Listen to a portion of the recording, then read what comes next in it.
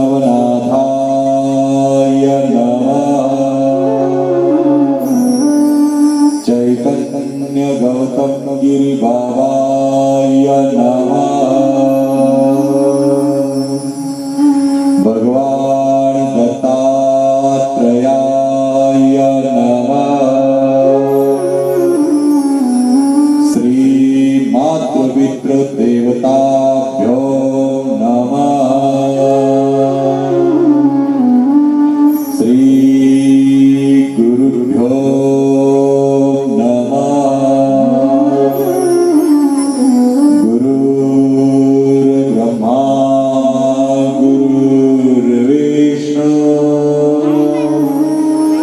गुरुर्देवो महेश्वरा गुरुर्साक्षात् परब्रह्म तस्मै श्री गुरुवे नमः। आकाशाय तांडकाय पाताललिंगं वट्टुकेश्वरं मृत्युलोके महाकालं सर्वलिंगं नमस्तुते। शैली शिखी शीर्षका जोली भगवावेश कालकुंडलवस्मलेषु गोरक्षालेश। ओंकार तेरा आधार तीन लोक में जय जयकार। नाद बाजे काल भागे ज्ञान की टोपी गोरक्ष साजे। गले नाद पुष्पन की माला रक्ष करे श्री शंभुजति गुरु गोरक्षनाथ जी बाला। चार वाणी चंद्र सूर्य पवन पाणी एको देवा महेश्वरा। ज्योति पालटे परसो देवा आनंद कुंडल गले नाद करो सिद्धो नादाकार। सिद्ध गुरुवर को आदेश आदेश आदेश। सुने सुनावे प्रेम वंश पूजा पुनहार। मन इच्छा सब कामना पूरे गोरक्षनाथ। अगम अगोचरनाथ तुम पार ब्रह्मावतार। कानन कुंडल सिर जटांग विभूति अपार। सिद्ध पुरुष योगेश्वरो दो मुझको उपदेश। हर समय सेवा करो सुबह शाम आदेश आदेश आदेश। गोरक्ष जालंधर जर्पणाच्च अड़बंबकाणी पमचंद्राद्या। चौरंगिरी वाणकबंद्री संज्ञा उर्मया नवनाथ सिद्ध। अवधूत चिंतन श्री गुरुदेव दत्त दत्त दत्त अलख निरंजन। चैतन्य नवनाथ महाराज की जय। चैतन्य भगवान दत्तात्रेय महाराज की जय। चैतन्य गौतम गिर बाबा की अलख।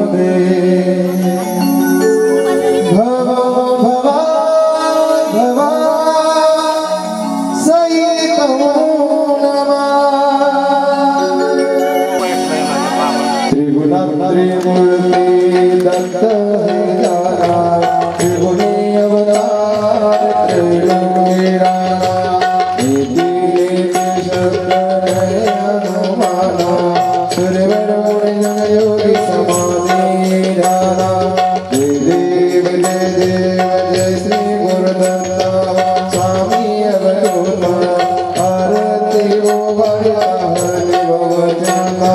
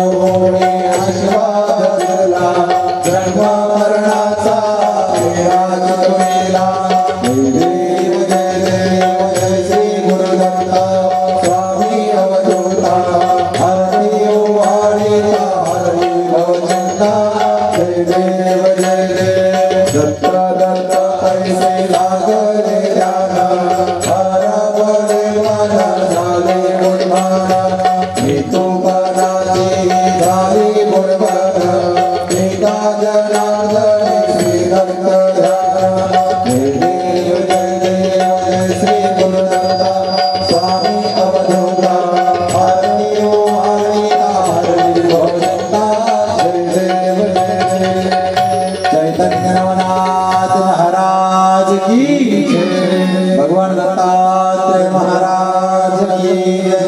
चैतन्य गौतम गिर बाबा की जय। आज के आनंद की जय। अपने अपने माता पिता की जय। अपने अपने गुरुदेव की। छत्रपति शिवाजी महाराज की जय।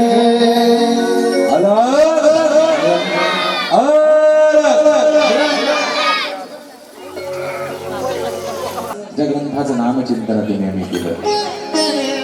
हा अलौकिक आनंद प्राप्त करून देणारा ग्रंथ नवनाथ भक्तिसार. या ग्रंथाचं नामचिंतन तुम्ही आम्ही केलं. चैतन्य गौतमगिरी बाबा यांच्या समाधी उत्सवानिमित्त तसेच धर्मनाथ बीच नाथ संप्रदायातील सर्वात मोठा उत्सव म्हणजे धर्मनाथ बीच माघ महिन्यातील द्वितीयेला जो बीज साजरी केली जाते तिला धर्मनाथ बीज म्हणतात. आणि त्या निमित्ताने असणारा हा अखंड हरिनाम सप्ताह हा तुमच्या आमच्या जीवनातील फार मोठा आनंद घेऊन आलेला आनंदाचा क्षण आहे. आनंदाचा क्षण आहे आणि तुमच्या आमच्या दुःखांचा परिहार करणारा आहे. तुम्ही आम्हाला निरंजन पदाला नेणारा हा क्षण आहे. पुन्हा जीवनामध्ये असा असा क्षण येणार येईल का? वर्ष 9 कथा नवनाथांची सुरुवात 9मीला आणि दत्त कावड परिक्रम यात्रेचा दिवस 99 आणि राहण्यासाठी घर सुद्धा 9च आहे का? हा योगायोग आहे महाराज. काय आहे महाराज? नवीन आहे की नाही? त्याच्यामुळे आम्ही तुम्हाला काय सांगतो तुम्ही आम्हाला काय सांगता काहीच कळा नाही. असंच ना म्हणजे यावर्षी काही कळालं नाही का? त्याच्यामुळे बोलते नाही. तुम्हाला कळलंच नाही ना? कळालं का? तुम्ही बोलती का नाही?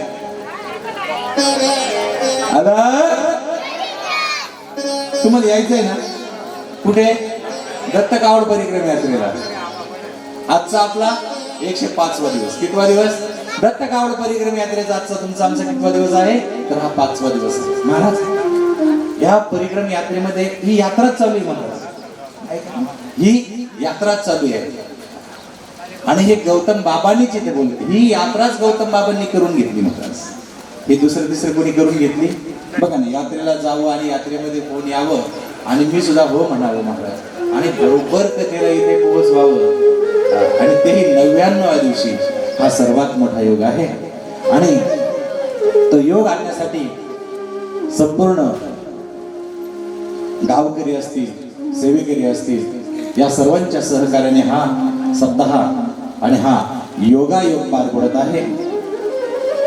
नवनाथ महाराजांच्या चरणी आणि दत्त प्रभूंच्या चरणी साष्टांग दंडवत करून उपस्थित संत महंत वृंद, गायक वादक गुणीजन व तुम्हा सर्व श्रोतियांच्या चरणी साष्टांग दंडवत करून आजच्या या कथेला तुम्ही आम्ही सुरुवात करूया. एक छोटस नामचिंतन करू आणि सरळ कथेमध्ये प्रवेश. दिगंबरा दिगंबरा श्रीपाद वल्लभ दिगंबरा दिगंबरा श्रीपाद वल्लभ दिगंबरा.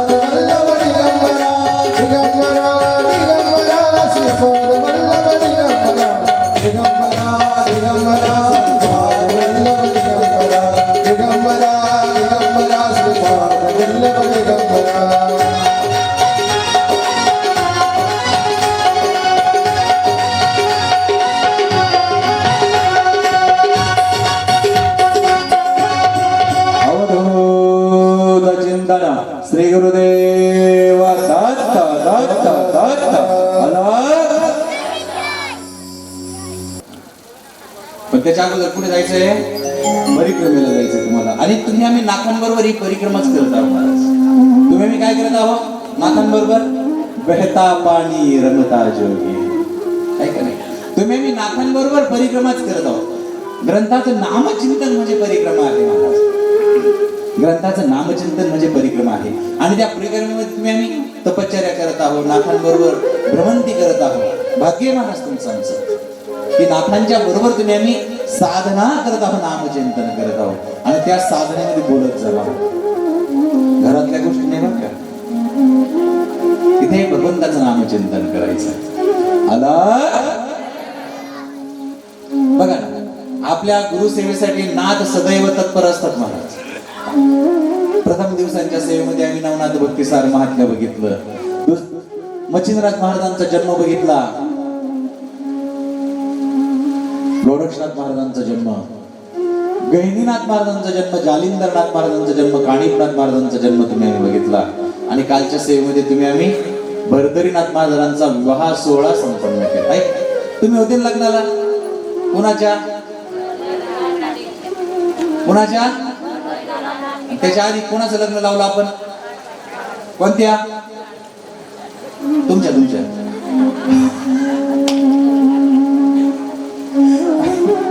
लग्न कुणाचं होतं? गंधर्वाचं. अगोदर कुणाच्या लग्नाला गेलो आपण? गंधर्व. आणि त्याच्यानंतर राजा भरतरीनाथ महाराजांचा विवाह सोहळा तुम्ही त्या विवाह सोहळ्याचा आनंद घेतला महाराज. हा आनंद जीवनामध्ये पुन्हा पुन्हा येत बघा ना. भरतरीनाथ महाराज भरतरी पात्रामध्ये जन्माला येतात. हरणी मागे वनांतरी वाढले, हरणी मागे फिरावं आणि तिच्यासोबत व्याव्या करीत राहावं महाराज. जयसिंग नावाचा एक वाट त्यांचा सांभाळ करतो. मुलगा मोठा झाला, लग्न करायचं आहे म्हणून गावाकडे निघाले. गतप्राण झाले महाराज, गतप्राण झाले. मुलाचा सांभाळ व्यापाऱ्यांनी केला आणि राजा झाला महाराज, राजा झाला. आता जर घर जावं गेलं तर काय म्हणतात? नाही म्हणजे इथं कोणी असेल तर आपल्याला तसं काहीच म्हणायचं नाही. साऊंडवाला आहे म्हणजे नाही, फार जुनी माणसं असं. आणि मग मात्र महाराज विवाह सोहळा आनंदामध्ये पार पडला. जसा तुम्ही काल तुम्ही आम्ही साजरा केला ना महाराज. 33 कोटी देवतांनी त्या विवाह सोहळ्याला हजेरी लावली. संपूर्ण पुष्पवृष्टी झाली आणि महाराज महालामध्ये प्रवेश केला. दिवसामधून दिवस जाऊ लागले, काळामधून काळ जाऊ लागला महाराज. नाथ राज्य करू लागले महाराज. नाथ राज्य त्या अवंती नगरीमध्ये राज्य करू लागले महाराज. आणि मग मात्र त्या वेळेला एके बाजूला विक्रम राज्य करत आहे तर एके बाजूला भर्तरीनाथ महाराज राज्य करत आहे. पण महाराज बघा ना, आता लग्न झालं की जास्त प्रेम कोणावरती असतं? तुमचं झालं ना बाबा लग्न, मग कुणावरती राहतं? बायको आहे की नाही? आई वडिलांना. हा तसंच भरतरी जिंदगी के हर सवालों का जवाब नाद कथा. जीवनातील प्रत्येक प्रश्नाचं उत्तर ज्यामध्ये मिळतं ना महाराज ती नाद कथा आहे. हा तसंच होतं भरतरीनाथ महाराजांचंही तसंच. पत्नीवरती इतकं अतोनात प्रेम महाराज, इतकं अतोनात प्रेम की पत्नीशिवाय त्यांना दुसरं काही सुचतच नव्हतं.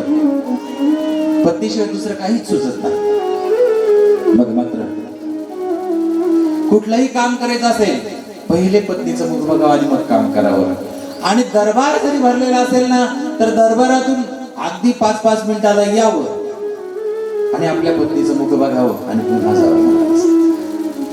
इतकी आसक्ती निर्माण झालेली होती, काय करावं कळेन असं झालेलं होतं. आणि मग मात्र त्या वेळेला त्या समयाला एके दिवशी दोघं पती पत्नी हितगुंज करत आहेत. आता तुम्ही करतात का? आता नाही करत. अलग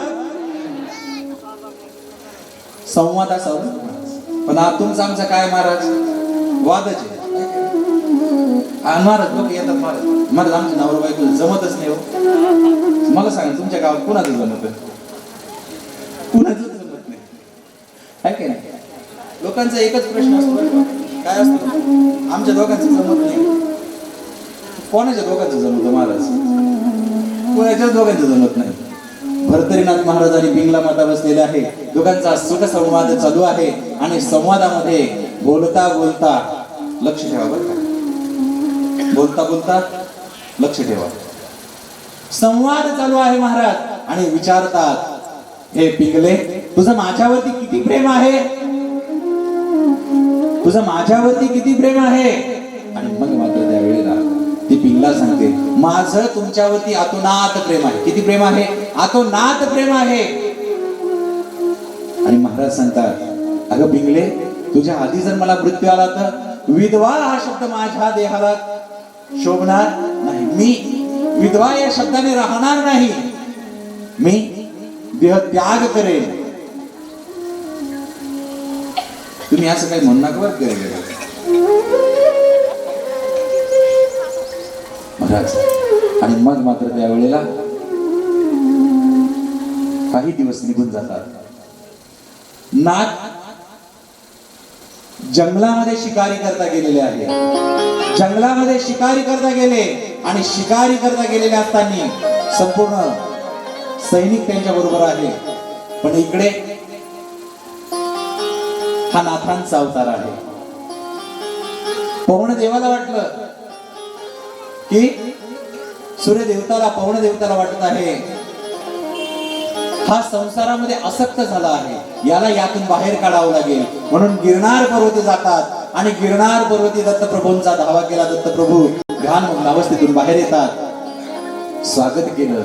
येण्याचं प्रयोजन सांगतात, स्वामी तुम्ही त्रिलोक्याची मालक आहात, पण भर्तरीनाथ हा संसारामध्ये आसक्त झालेला आहे. याला बंधन मुक्त करा, या संसारातून या मायेतून मुक्त करा. आणि मग मात्र त्या वेळेला त्या समयाला दत्तप्रभू त्या ठिकाणी निरोप घेतात आणि त्याच जंगलामध्ये आलेले आहे. एक साधूचा वेश धारण. बघा ना गुरु आपल्यासाठी काय करतात बरं का. जे करतात ना, जे आपल्यासाठी करतात ना, जे शिष्यासाठी करतात ते गुरु असतात. नाहीतर आजचे गुरु कसे महाराज वार्षिक गुरु झाले. वार्षिक गुरु कळाले ना कसे, फक्त घेण्यापुरते. पण गुरुचं काम काय असतं महाराज? तुम्ही आम्हाला सतमार्गावर लागले, तुम्ही आम्हाला चांगल्या मार्गावर लावला, तुम्ही आम्हाला भक्तीच्या मार्गावर लावून तुम्ही आम्हाला निरंजन पदाला नेणं आणि भगवंताची प्राप्ती करून देणं हे गुरुचं कार्य असतं महाराज. हे गुरुचं कार्य असतं. आणि मग मात्र त्या जंगलामध्ये एक साधूचा वेश धारण केला, मायावी सरोवर निर्माण केला, म्हणजे एक तळ निर्माण केलं महाराज. आणि तिथे उभे राहिले. तिथे उभे आहे. इकडे राजा आणि त्यांच्या सगळ्या सेवकांना तहान लागली, सर्व सैनिकांना तहान लागली, काय करावं कळेन असं झालं. महाराज, जेवणा वाचून मनुष्य राहू शकतो, पण पाण्या वाचून नाथांच्या घरची उलटीच खून, पाण्याला मोठी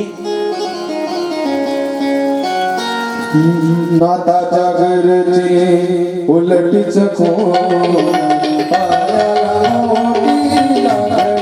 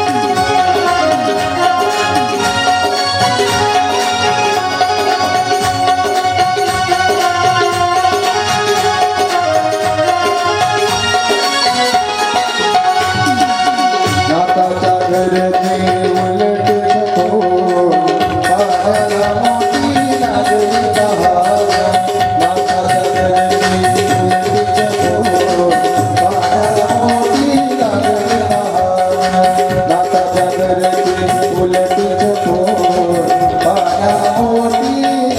पायाला मोठी लागली तहान.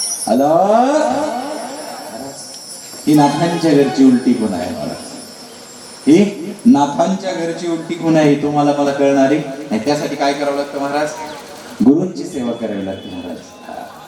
आणि मग मात्र महाराज तहान लागलेली आहे, ही पाण्याची तहान लागली महाराज. काय करावं कळेनासं झालं. जीव व्याकुळ झाला, कासावीस झाला, प्राण कासावीस झाले. प्राण उरलाशी कंठाशी, प्राण कंठामध्ये आला, मृत्युंगत अवस्था निर्माण झाली. आणि पाण्याचा सरोवर जवळ बघितला, त्या पाण्याच्या सरोवराजवळ तो धावत पळत गेला. राजाने पाणी हातामध्ये घेतलं, पाणी ग्रहण करणार, पण तितक्या त्या साधूने आवाज दिला, ए अरे कोण आहेस? अरे कोण आहेस? मी भर्तरीनाथ राजा आहे. स्वामी महाराज, मला फार माझा जीव व्याकुळ आहे, मला पाणी ग्रहण करायचं आहे. अरे तुझं नाव सांग. नाव सांगितलं महाराज, आई वडिलांचं नाव सांगितलं आणि मग मात्र विचारतात, अरे तू गुरु केला आहे का? महाराज मी अजून गुरु केलेला. तुम्ही केले का? नाही केले. केले ना? अलग. आणि मग मात्र महाराज, स्वामी महाराज मी गुरु केलेले नाही. अरे अधर्मी आहे, पापी आहे, चांडाळ आहे, यामुळे तुला अजून गुरु मिळाला नाही. यामुळे तुला गुरु मिळाला नाही. अरे पाणी ग्रहण करू नको, अन्यथा या पाण्यामध्ये, या जलामध्ये किडे पडतील. आणि मग मात्र त्या वेळेला, त्या समयाला, स्वामी तुम्हीच माझे गुरु होणार. अरे तू पापी आहे, अधर्मी आहे, चांडाळ आहे, यासाठी तुला गुरु मिळाला नाही. मी गुरु होऊ शकत नाही. पण दत्त आहे, तो देणारा आहे महाराज. दत्त म्हणजे काय? देणारा. इथे परीक्षा घेतली जाते बघ, तो देणारा आहे. हा राजन गेला आणि धावत पळत लगबगीने जाऊन महाराजांच्या चरणावरती नतमस्तक झाला. नतमस्तक झाला. दत्त देणारा आहे आणि कल्याण करणारा आहे महाराज. वरदहस्त मस्तकी देवला ब्रह्म सनातनाचा बोध केला. चराचरामध्ये ब्रह्म आणि ब्रह्मामध्ये चराचराची अनुभूती प्रकट करून दिली महाराज. भगवान दत्तात्रेय महाराज की जय. राजा भर्तरीनाथ महाराज की जय.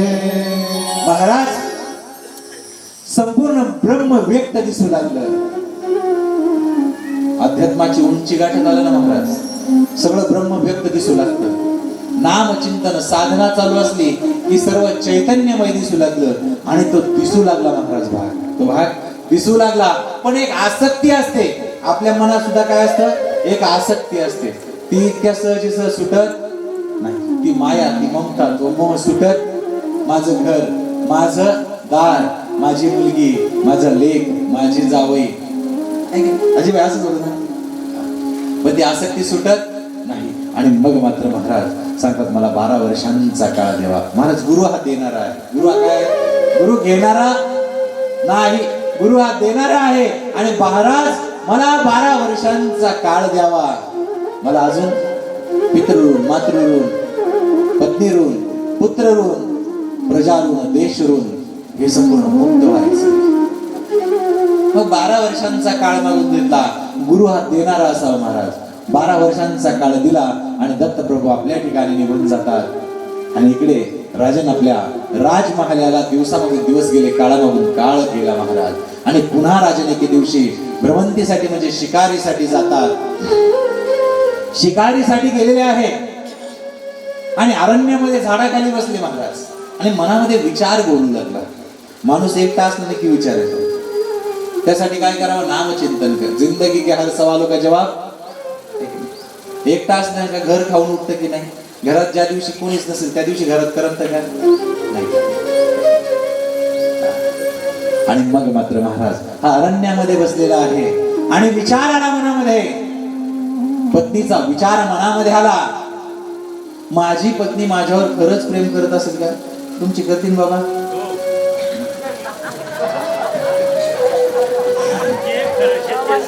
हा बरोबर आहे, बरोबर आहे. खरंच बोलायचं.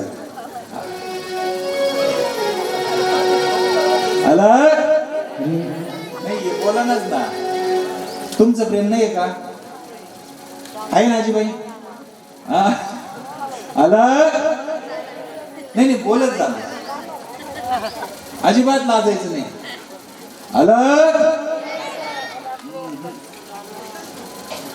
काही चहा बी मागवायचा का?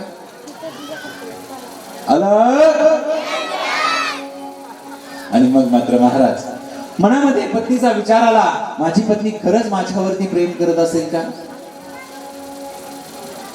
आणि मनामध्ये विचार आला ना महाराज. एक हरिण धरलं आणि हरणाचा जिव्हाचं छेदन केलं महाराज. जीवाचं छेदन केलं म्हणजे जीभ कापली आणि त्याच्या रक्तामध्ये महाराज आपल्या मस्तकावरचा टोप काढला आणि तो भरला महाराज. अंगावरचा शेला काढला, तो रक्तामध्ये भरवला आणि एक सेवकाला जवळ बोलवलं आणि सांगण्यात आलं, बाबा हे घेऊन जा आणि माझ्या पत्नीला म्हणजे पिंगलाकडे घेऊन जा आणि पिंगलेला सांग की शिकार करत असताना एक वाघ जाळीतून आला, एक सिंह जाळीतून आला आणि राजांना गतप्राण केलं, त्यांचं दहन करून पुन्हा आता सैनिक येत आहे. हे सांगावं सेवकाची आज्ञा असते.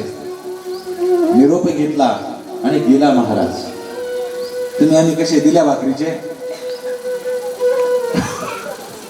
आहे की नाही, बरोबर आहे की नाही? तुम्ही आम्ही कसे दिल्या भाकरीचे सांगितल्या, पण तुम्ही करतीच नाही ते काम, त्याच्यामुळे तुम्हाला भाकरी देत नाही, त्याच्यामुळे तुम्हाला पोळ्या द्यायच्या. आता पोळ्या द्यायच्या की नाही?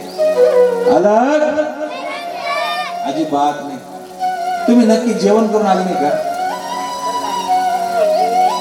नाही, नक्की काय कमी आहे? अलग नाही, तुम्ही पण बरं का, असं हात बांधून नाही बसायचं. अलग नाही, तरी बोलतीच नाही बरं का, मुलंच बोलतं फक्त. आणि महाराज त्या वेळेला त्या समयाला तो सेवक घेऊन गेला. सेवक राजमहाली गेला. राजमहाली जाऊन रंगमहाली गेला. आणि रंगमहालामध्ये ज्या ठिकाणी पिंगला होती त्या पिंगले जवळ गेला आणि पिंगलेला सांगितलं, राणी साहेब, मी जंगलातून आलेलो आहो. राजांनी आपल्यासाठी नजराणा पाठवला. तुम्हाला दिला का? नाही देत, संध्याकाळी घ्या.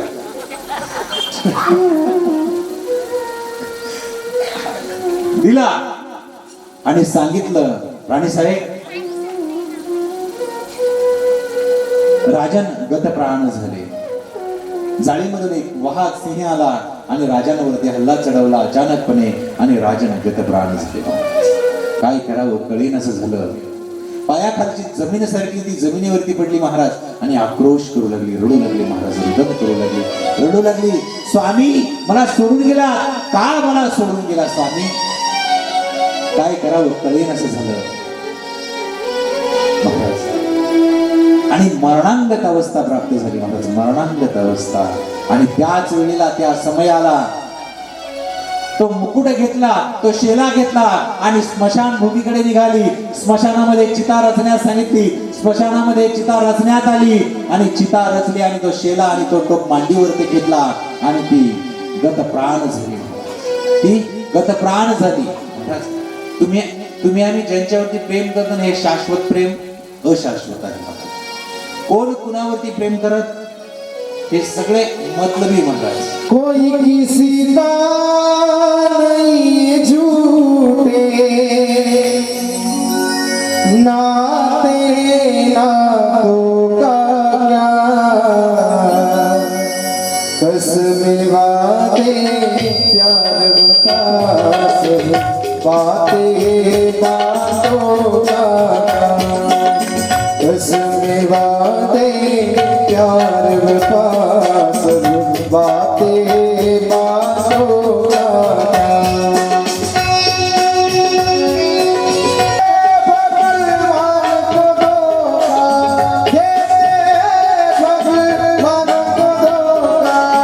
इंसानों को क्या छोड़े, कसमें वादे प्यार बातें बातों का क्या, कोई किसी का नहीं है झूठे, कोई किसी का नहीं है झूठे नाते नातों का क्या, कसमें वादे प्यार बातें बातों का।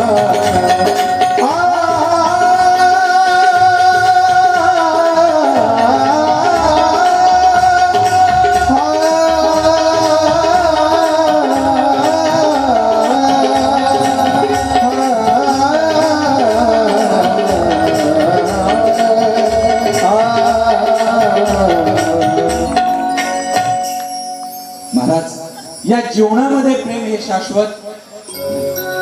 बघा अजून एक कथा आहे बरं का, भरतनाट्यम ती अजून थोडक्यात सांगतो महाराज. ही झाली आपल्या तिकडे, पण उत्तराखंड वगैरे UP MP तिकडे जर गेलं ना, तिकडे अजून एक कथा आहे. काय राजांनी ज्यावेळेस राज्य करीत होते त्यांच्या राज्यामध्ये एक साधू, एक संन्यासी, एक महात्मा येतो. म्हणजेच ते गोरक्षनाथ असतात महाराज. तो साधू महात्मा योगी येतो आणि राज्याचा कारभार बघितला, फार सुंदर आनंद वाटला. बघा, संतांना आनंद कधी वाटतो? जे एकमेकाची सेवा करताना आपल्याला बघितलं की संतांना आनंद वाटतो, साधूंना आनंद वाटतो. आणि मग मात्र त्या साधूने, संन्याशाने, महात्म्याने, योग्याने आपल्या जवळ एक संजीवनी मंत्राचा जप केलेला एक फळ होतं आणि ते फळ त्या राजांना दिलं आणि राजांना सांगितलं, हे फळ तुम्ही ग्रहण करा म्हणजे अमरतत्व तुम्हाला मिळेल आणि चिरंजीव पर्यंत म्हणजे अनंत कालापर्यंत तुम्ही आहे असेच राहणार, काही होणार, तुम्हाला पार्लर जायची गरज अजिबात नाही. पण महाराज, राजांचं प्रेम होतं कुणावरती? पिंगलेवरती. राजा म्हणे मी तरी जगून काय करणार? महाराज, आपण जीवन असंच जगतो, अजिबात आहे की नाही? कसं आहे, आपण स्वतःवरती प्रेम करत, मग राजांचं प्रेम पिंगलेवरती होतं आणि पिंगलेला ते फळ पिंगलेलं. आपल्याला जास्त प्रिय वस्तू असते ती आपण कोणाला देतो? आपण ज्याच्यावरती प्रेम करतो त्याला, आहे का नाही? दिली ना महाराज, त्या पिंगलेला दिलं. पण त्या पिंगलेचं प्रेम तिथे एका सैनिकावरती होतं.